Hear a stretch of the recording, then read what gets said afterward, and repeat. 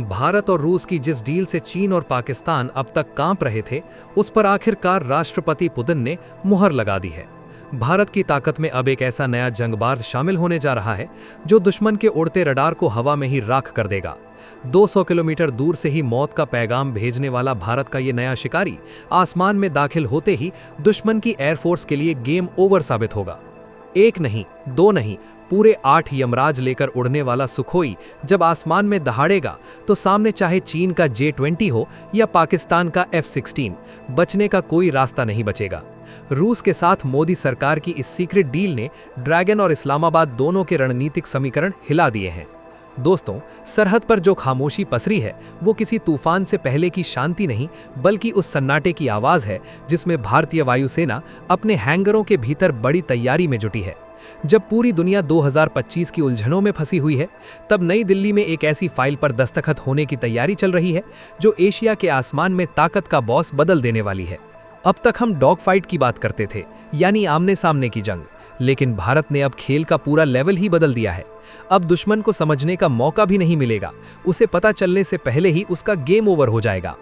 ये तैयारी है एक ऐसे अदृश्य थप्पड़ की जो इतनी दूर से पड़ेगा कि दुश्मन को संभलने का मौका तो छोड़िए, ये सोचने का वक्त भी नहीं मिलेगा कि हमला हुआ कहां से।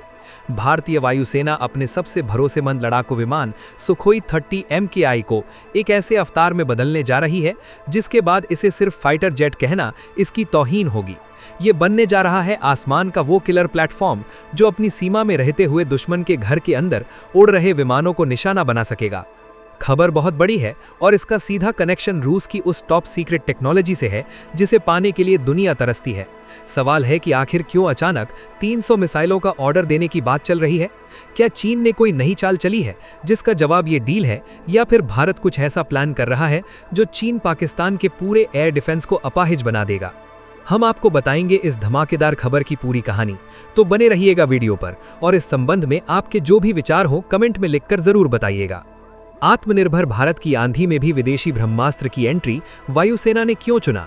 रातों रात ये 300 मिसाइलों का जखीरा बॉर्डर पार से झांकने की भी जरूरत नहीं होगी। अब भारत ने तैयार किया 400 किलोमीटर का वो डेथ जोन जिसे भेदना नामुमकिन। अब जरा इस खबर की गहराई में उतरते हैं और उस ब्रह्मास्त्र का नाम जानते हैं जिसकी चर्चा ने पेंटागन से लेकर बीजिंग तक के कान खड़े कर दिए हैं। इस हथियार का नाम है R-37AM, जिसे नाटो वाले AA-13X हेड के नाम से जानते हैं, लेकिन आसान भाषा में आप इसे हवा का स्नाइपर कह सकते हैं। जी हाँ, एक स्नाइपर जो छिपकर वार करता है और जिसका निशाना कभी खाली नहीं जाता। एयरफोर्स और रूस के बीच इस बेहद लंबी दूरी की हवा से हवा में मार करने वाली मिसाइल VLRAM को लेकर बातचीत का दौर शुरू हो चुका है, और ये कोई छोटी मोटी खरीद नहीं है। प्लान ये है कि भारत के रीढ़ की हड्डी कहे जाने वाले सुखोई 30 MKI बेड़े को इस मिसाइल से लैस किया जाए।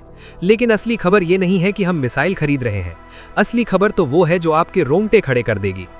रशियन सोर्स ने कंफर्म किया है कि एक सुखोई 30 MKI पर एक या दो नहीं बल्कि पूरी 8 R-37 मिसाइलें लोड की जा सकती हैं।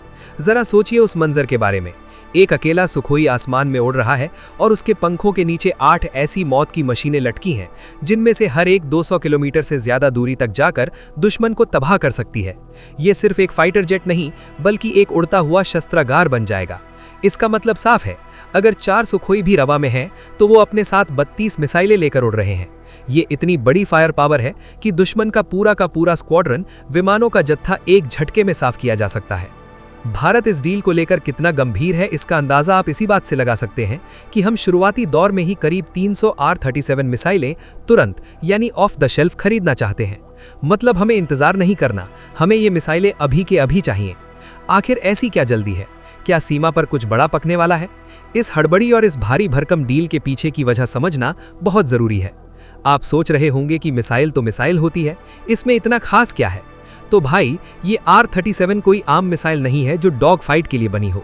इसका मकसद बहुत खास और बहुत खतरनाक है। ये बनी है दुश्मन के उन बड़े और महंगे विमानों को मारने के लिए जो लड़ाई का पूरा नक्शा पलट देते हैं। मैं बात कर रहा हूँ अवैक्स, यानी वो विमान जो हवा में उड़ते हुए रडार का काम करते हैं, और एरियल रिफ्यूलर्स की, यानी वो टैंकर विमान जो हवा में ही दूसरे लड़ाकू विमानों में तेल भरते हैं। अब जरा युद्ध का मैदान अपने दिमाग में बनाइए। आज के ज़माने में कोई भी फाइटर जेट, चाहे वो F-16 हो या J-20, बिना अवैक्स की मदद के अंधा होता है। अवैक्स उसे बताता है कि खतरा कहाँ है और रिफ्यूलर उसे लंबी दूरी तक उड़ने की ताकत देता है। R-37 को बनाया ही इसलिए गया है कि वो इन सपोर्ट सिस्टम्स को तबाह कर दे। अगर आपने दुश्मन के अवैक्स को गिरा दिया तो समझिए आपने उसकी आंखें फोड़ दी। अगर आपने उसके टैंकर को उड़ा दिया तो उसके फाइटर जेट्स को मजबूरी में वापस बेस पर लौटना पड़ेगा या वो खुद ही गिर जाएंगे। 200 किलोमीटर से ज्यादा की रेंज होने का मतलब है कि हमारा सुखोई अपनी सीमा के सुरक्षित घेरे में रहते हुए दुश्मन की सीमा के बहुत अंदर उड़ रहे इन बड़े विमानों को निशाना बना सकता है। ये बियॉन्ड विजुअल रेंज BBR की भी बाप है। पाकिस्तान और चीन अपनी वायुसेना की ताकत इन्हीं अवैक्स और टैंकर्स के दम पर दिखाते हैं। भारत अब उसी नस को काटने की तैयारी कर रहा है। ये ऐसा है जैसे किसी बॉक्सर से लड़ने से पहले उसके कोच और पानी पिलाने वाले को ही नॉकआउट कर देना। लेकिन कहानी में एक पेंच है। आप और हम जानते हैं कि भारत आत्मनिर्भरता के रास्ते पर चल पड़ा है। हम अपनी खुद की अस्त्र मिसाइलें बना रहे हैं। तो फिर रूस से ये खरीदारी क्यों? क्या हमारी अस्त्र में कोई कमी है? बिल्कुल नहीं। यहीं पर भारतीय वायुसेना की स्मार्ट स्ट्रैटेजी और चाणक्य नीति समझनी होगी। भारत सरकार ने हाल ही में स्वदेशी अस्त्र मार्क 2 मिसाइल के लिए एक्सेप्टेंस ऑफ नेसेसिटी को मंजूरी दी है। ये अस्त्र मार्क 2 भी उसी क्लास की मिसाइल है जिसकी रेंज करीब करीब R-37 के बराबर यानी 200 किलोमीटर होगी। और प्लान तो ये है कि हम ऐसी 600 से 700 अस्त्र मार्क 2 मिसाइलें बनाएंगे, यानी संख्या में ये रशियन मिसाइलों से 2 गुनी से भी ज्यादा होंगी। तो फिर 300 रशियन R-37 क्यों? इसका जवाब है वक्त। अस्त्र मार्क 2 एक वर्ल्ड क्लास मिसाइल बनने जा रही है, लेकिन इसे पूरी तरह से टेस्ट होने, प्रोडक्शन में आने और स्क्वाड्रंस में तैनात होने में थोड़ा वक्त लगेगा। लेकिन दुश्मन इंतजार नहीं करेगा। चीन अपनी सीमाओं पर लगातार नई तकनीक ला रहा है। ऐसे में भारत अपनी सुरक्षा में एक दिन का भी गैप या खालीपन नहीं छोड़ना चाहता। ये 300 रशियन मिसाइलें उस खाली समय को भरने के लिए है। इसे इंटरिम व्यवस्था या स्टॉप गैप अरेंजमेंट कहते हैं। यानी जब तक हमारी अपनी स्वदेशी तलवार धारदार होकर तैयार होगी, तब तक के लिए हम किराए की नहीं बल्कि खरीद कर लाई गई एक मजबूत ढाल का इस्तेमाल करेंगे। ये फैसला दिखाता है कि भारत की सरकार प्रैक्टिकल होकर सोच रही है। आत्मनिर्भरता हमारा लक्ष्य है, लेकिन देश की सुरक्षा से समझौता करके नहीं। इस डील का एक और पहलू है जो आपको सीना चौड़ा करने का मौका देगा। खबर यह भी है कि भारत सिर्फ मिसाइलें खरीद कर खुश नहीं होने वाला। हमारी नजर टेक्नोलॉजी ट्रांसफर पर भी है। बातचीत में यह भी शामिल है कि शुरुआती 300 मिसाइलों के बाद अगर जरूरत पड़ी तो हम इन R-37 मिसाइलों को भारत में ही बनाएंगे। सोचिए, रशियन टेक्नोलॉजी और इंडियन मैन्युफैक्चरिंग का मेल। ये वही मॉडल है जिसने हमें ब्रह्मोस जैसी दुनिया की सबसे बेहतरीन क्रूज मिसाइल दी है। अगर R-37 भारत में बनने लगी तो इसका मतलब होगा कि हमारे पास भविष्य में मिसाइलों की कभी कमी नहीं होगी। रशियन अधिकारी तो यहाँ तक कह रहे हैं कि वो टेक्नोलॉजी ट्रांसफर के लिए भी तैयार हो सकते हैं। लेकिन ये सब इस बात पर निर्भर करेगा कि डील की शर्तें क्या तय होती हैं। भारत अब वो पुराना ग्राहक नहीं रहा जो चुपचाप सामान खरीद ले। अब हम शर्तों पर बात करते हैं। हम अपनी अस्त्र मिसाइल को भी विकसित कर रहे हैं और साथ ही साथ दुनिया का सबसे बेहतरीन जो भी मिल रहा है उसे अपनी झोली में डाल रहे हैं। इसे कहते हैं लेयर्ड अप्रोच, यानी दुश्मन अगर एक चक्रव्यूह तोड़ेगा तो उसे दूसरा मिलेगा, दूसरा तोड़ेगा तो तीसरा। अस्त्र मार्क 1 हमारे पास पहले से है, अस्त्र मार्क 2 आ रही है और अब ये R-37 यानी कम दूरी, मध्यम दूरी और बहुत लंबी दूरी, हर रेंज में दुश्मन के लिए मौत का सामान तैयार है।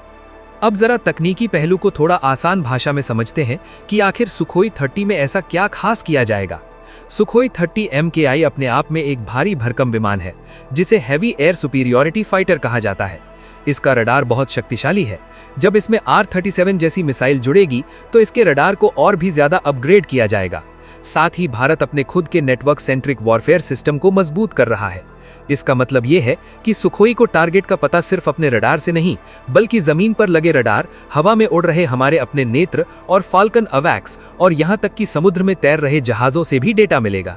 जब ये सारा डेटा एक साथ मिलेगा और सुखोई के पास 200 किलोमीटर वाली 8 मिसाइलें होंगी तो वो एक तरह का हवाई किला बन जाएगा। इस मिसाइल की खासियत ये है कि ये हाइपरसोनिक स्पीड आवाज से कई गुना तेज के करीब उड़ती है। मतलब एक बार ये लॉन्च हो गई तो इससे बचना लगभग नामुमकिन है। इसके अंदर लगा सीकर जो टारगेट को ढूंढता है बहुत ही एडवांस्ड है, जो इलेक्ट्रॉनिक वॉरफेयर यानी जैमिंग को भी चकमा दे सकता है। दुश्मन चाहे जितनी कोशिश कर ले रडार को जैम करने की, ये मिसाइल अपनी आंखों से शिकार को ढूंढ ही लेगी। चीन और पाकिस्तान के लिए ये खबर किसी बुरे सपने से कम नहीं है। पाकिस्तान के पास जो F-16 है उनकी AMRAAM मिसाइलों की रेंज R-37 के सामने बौनी साबित होती है। चीन के पास PL-15 मिसाइल है जिसकी वो बहुत डींगे हाँकता है, लेकिन R-37 का मुकाबला करना उसके लिए भी टेढ़ी खीर होगा। सबसे बड़ी बात है एरिया डिनायल, ये मिलिट्री का एक शब्द है जिसका मतलब है दुश्मन को किसी इलाके में घुसने ही न देना। 8 मिसाइलों के साथ गश्त लगाता हुआ एक सुखोई 400 किलोमीटर के इलाके को नो फ्लाई जोन में बदल सकता है। अगर भारत ने ऐसे 4 सुखोई भी कश्मीर या लद्दाख के आसमान में उड़ा दिए तो समझो पूरा का पूरा बॉर्डर सील हो गया, कोई परिंदा भी पर नहीं मार पाएगा। ये मनोवैज्ञानिक दबाव दुश्मन के पायलटों के पसीने छुड़ाने के लिए काफी है। जब उन्हें पता होगा कि सामने वाले के पास ऐसी मिसाइल है जो उन्हें दिखाई भी नहीं देगी और मार गिराएगी, तो वो अपने बेस से टेक ऑफ करने से पहले ही 10 बार सोचेंगे।